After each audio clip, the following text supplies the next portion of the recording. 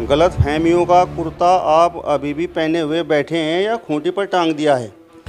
आपके विपक्षी तो आप पर ही आरोप लगा रहे हैं कि आप ही हिंदू और मुस्लिमों को बांटने का काम कर रहे हैं। बसपाइयों का कहना है कि माविया अली की और भाजपाइयों की आपस में सेटिंग है। देवबंद के हिंदू समाज को भी पता है कि विकास का मतलब माविया अली है।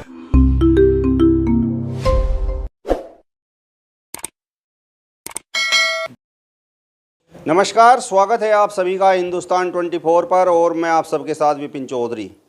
देवबंद नगर पालिका का चुनाव जैसे जैसे आगे बढ़ रहा है, अलग अलग दलों के नेता एक दूसरे पर खूब बयानबाजी कर रहे हैं। देवबंद नगर पालिका की यदि मैं बात करूं तो यहां से समाजवादी पार्टी, राष्ट्रीय लोकदल और आज़ाद समाज पार्टी ने जहीर फातिमा को अपना प्रत्याशी बनाया है। उनकी तरफ से शब्दों के तीर चलाने के लिए माविया अली जी हैं और हमारे साथ में बैठे हुए हैं पूर्व विधायक यहाँ से रहे हैं। माविया अली जी, सबसे पहले तो हिंदुस्तान 24 पर मैं आपका बहुत बहुत स्वागत करता हूँ। धन्यवाद धन्यवाद। कैसा चुनाव चल रहा है विधायक जी? देवबंद में चुनाव एक तरफा है, जहीर फातिमा के फेवर में विकास की कराए जाने की वजह से एक लहर है। एक तरफा चुनाव है हमारे लिए। गलत फहमियों का कुर्ता आप अभी भी पहने हुए बैठे हैं या खूंटी पर टांग दिया है? जो लोग कुर्ता खूंटी पर टंगवाने की बात कर रहे हैं, 13 तारीख को उनको आमंत्रण दे दिया गया है कि वो काउंटिंग में आए और एक भी राउंड में 14 में से एक भी राउंड में अगर हार गए समाजवादी पार्टी के लोग तो हम अपनी हार स्वीकार कर लेंगे। गलतफहमी जिन लोगों की है वो ये समझते हैं कि हम हिंदू मुस्लिम की बात करके हिंदुओं को वोट काट लेंगे। देवबंद का हिंदू समाज बड़ी तादाद में मुझे वोट दे रहा है। उन्हें पता है कि 50 से लेकर 70 साल के बीच में जितने भी ठाकुर विधायक बने, उन्होंने देवबंद में कोई भी धार्मिक स्थल हो या उनका अपना स्थल हो, कोई काम नहीं कराया। 6 साल के अंदर 6 साल से विधायक जी हैं, अब मंत्री भी हैं, क्या काम करा दिया? त्रिपुरमा बाला सुंदरी देवी की सिद्धपीठ पे काम मैंने कराया, श्रद्धालुओं के लिए शेड मैंने डलवाया, वहाँ से सड़क मैंने बनवाई, डिवाइडर मैंने बनवाया, सौंदर्यीकरण मैंने कराया। तो लोगों को पता है, देवबंद के हिंदू समाज को भी पता है कि विकास का मतलब माविया अली है और भारतीय जनता पार्टी के लोगों के बहकावे में हिंदू समाज देवबंद का आने वाला नहीं है। आप तो कह रहे हैं कि वो हिंदू मुस्लिम की बात कर रहे हैं, लेकिन वो तो ये कह रहे हैं कि जिस दिन 13 तारीख में काउंटिंग होगी, मेरे एक कंधे पर विपिन गर्ग होंगे, एक कंधे पर रविंदर चौधरी होंगे और आप लोग भी माला डालेंगे। वो तो एकता की बात कर रहे हैं। 13 तारीख को काउंटिंग पर जो भी उनके मन में दिमाग में गलतफहमी हिंदू मुस्लिम करके देवबंद में बैठी हुई है कि हिंदू हमें वोट दे देंगे सारे और हम जीत जाएंगे, बिल्कुल भी ऐसी कोई बात नहीं है। एक तरफा लहर है समाजवादी पार्टी के और जहीर फातिमा के फेवर में, हमारे फेवर में। हिंदू समाज बड़ी तादाद में हमें वोट दे रहा है, मुस्लिम समाज वोट दे रहा है। सांप्रदायिक भाषणबाजी करके सिर्फ माहौल को बिगाड़ने की सत्ताधारी लोग जो हैं, सत्ताधारी पार्टी के लोग प्रयास कर रहे हैं अपने फेवर में हिंदू भाइयों को करने के लिए। लेकिन हिंदू भाइयों को पता है कि 6 साल में जो लोग विकास नहीं कर सके, सरकार रहने के बावजूद भी, विधायक रहने के बावजूद भी, वो आगे क्या कर लेंगे? बताओ, 6 साल के अंदर कोई एक कंकड़ लगाई हो? जाके पूछ लियो आप। माँ त्रिपुर देवी के मंदिर पे या कहीं किसी महल्ले में कोई एक कंकड़ लगाई हो तो बता दियो। काम कराने वाले हम लोग हैं। हिंदू भाइयों को भी पता है, देवबंद के मुस्लिम समाज को भी पता है कि विकास का मतलब देवबंद में माविया अली है। और बाकी इन गिद्दड़ भभकियों में हम आने वाले नहीं है कि कंधे पे इसको बिठा के लाएंगे, उसको बिठा के लाएंगे, फला कर देंगे, चला कर देंगे। 13 तारीख है, 13 तारीख में सबको पता चल जाएगा। जो जो गलत फहमी उनके मन में दूर हो जाएगी सब। आप कभी सावरकर का जिक्र करते हैं, कभी आरएसएस का जिक्र करते हैं, कभी भाजपा का जिक्र करते हैं और आपने तो पूर्व प्रधानमंत्री अटल बिहारी वाजपेयी पर भी कहा है कि उन्होंने भी अंग्रेज़ों से माफ़ी मांगी है। तो मैंने कौन सी ऐसी बात कह दी जो गलत कही हो? सबको पता है, आपको भी पता है कि अटल बिहारी जी ने भी अंग्रेज़ों से माफ़ी मांगी थी। आपको पता है कि सावरकर ने भी मांगी थी माफ़ी। आपको पता है 2 नेशन थ्योरी, 2 कौमी नज़रिए, 2 राष्ट्रीय सिद्धांत जो हैं वो सावरकर के और जीना के थे। जीना और सावरकर दोनों भाई भाई हैं। आपको पता है श्यामा प्रसाद मुखर्जी जो है मुस्लिम लीग की जब सरकार बनी पश्चिम बंगाल के अंदर, उसके अंदर कॉलिशन गवर्नमेंट में डिप्टी चीफ मिनिस्टर थे। तो ये तो सावरकर, जीना, ये तो सब भाई भाई हैं। ये तो उसी वाले कुनबे के लोग तो हैं, भगोड़े लोग हैं। ये बात करते हैं शहादत की, ये तो अंग्रेज़ों की इन लोगों ने गुलामी की है, सबको पता है। बताओ इनका कहीं कोई इतिहास रहा हो कि इन्होंने कोई देश के लिए, देश की आज़ादी के लिए कोई लड़ाई लड़ी हो? अंग्रेज़ों के साथ मिले रहे हमेशा। इसलिए जो मैंने कहा वो सही कहा। आरएसएस के विरोधी हैं हम। आरएसएस देश के अंदर नफरत फैलाना चाहती है, फासिज्म को फैलाना चाहती है राष्ट्रवाद के नाम पे।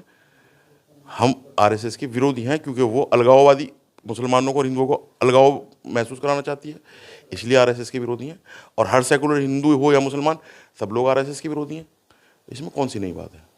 आपके विपक्षी तो आप पर ही आरोप लगा रहे हैं कि आप ही हिंदू और मुस्लिमों को बांटने का काम कर रहे हैं। आप कभी अशरफ का जिक्र करते हैं, कभी अतीक का जिक्र करते हैं, तो कभी असद अहमद का जिक्र करते हैं। कहीं भी अन्याय होगा तो उसका जिक्र हर सेकुलर आदमी करेगा। अन्याय वो किसी के साथ भी हो रहा हो, किसी भी वर्ग के साथ हो रहा है, किसी भी धर्म के व्यक्ति के साथ हो रहा है, किसी भी जाति के व्यक्ति के साथ हो रहा है, उसका कोई भी सेकुलर आदमी उसको मान्यता नहीं दे सकता, उसको खंडन करेगा। अगर मैंने कभी भी कोई बात कही तो कानून के दायरे में कही और कानून की रक्षा के लिए कही। अगर सरकारें अपने हाथ में न्यायालयों का काम ले लेंगी, अगर पुलिस अपने हाथ में न्यायालयों का काम ले लेगी और न्यायालयों पे से सरकार का और पुलिस का ही विश्वास उठ जाएगा, तो जनता का क्या होगा? फिर जनता में तो त्राहिमाम हो जाएगा। जो भी पिछली वो घटनाएं घटी, उससे देश के अंदर, प्रदेश के अंदर लोगों का मोह भंग हुआ इस चीज़ से कि सरकारें जो हैं न्यायालय का काम अपने हाथ से करना चाह रही। कानून है, संविधान है, न्यायपालिका है, उसके दायरे में रह के काम करना पड़ेगा सबको, चाहे वो राष्ट्रपति हो भारत के, चाहे प्रधानमंत्री हो, चाहे मुख्यमंत्री हो, चाहे देश की पुलिस हो, चाहे देश की आर्मी हो।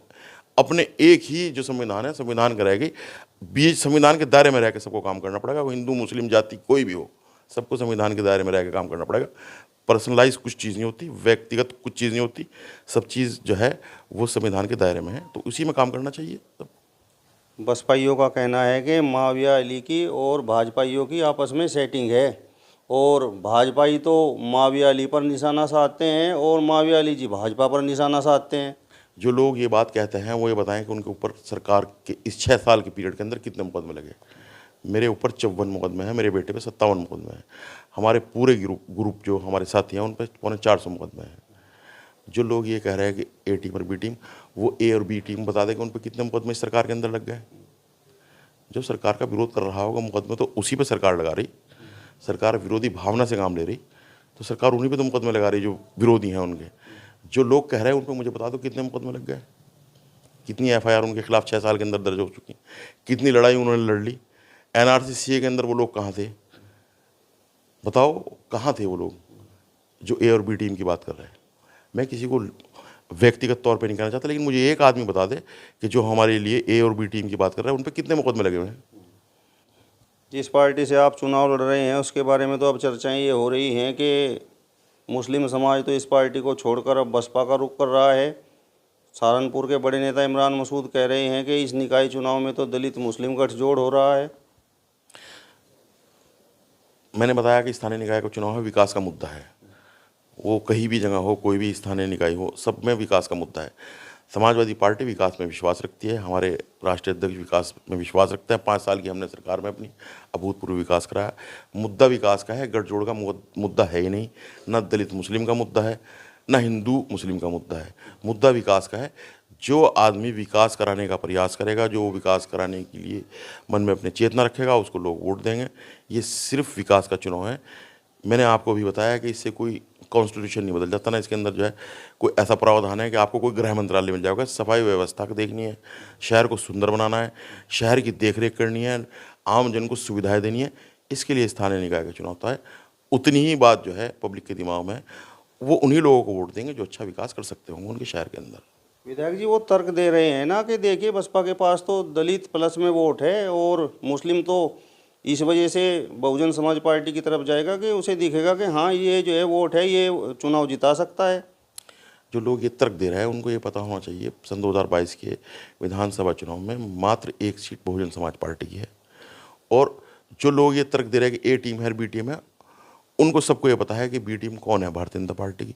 जो लोग ये तर्क दे रहे हैं कि हिंदू मुस्लिम समीकरण है, उनको ये समझ में क्यों नहीं आ रही कि 22 के अंदर वो समीकरण कहाँ था?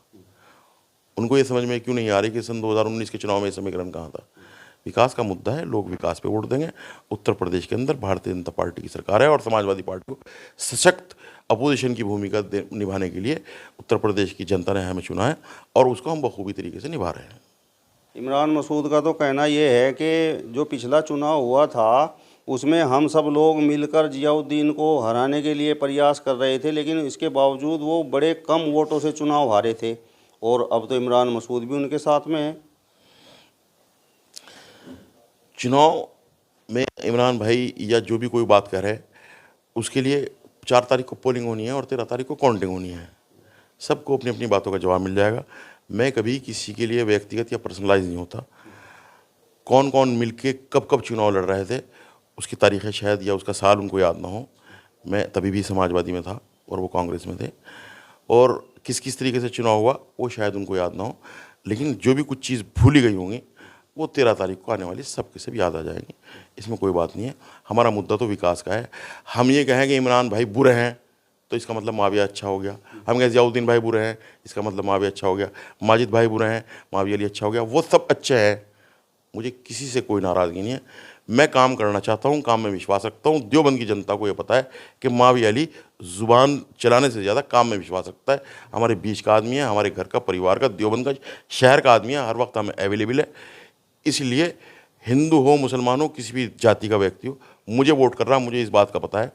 मैं विकास की प्रयास करूंगा, शहर को सुंदर बनाने का प्रयास करूंगा, देवबंद की गंगा जमनी तहजीब को एक गुलदस्ते के अंदर पिरोने का प्रयास करूंगा। मुझे ये पता है कोई क्या कह रहा वो उसके अपने सिद्धांत होंगे, मेरी किसी से कोई नाराज़गी नहीं है।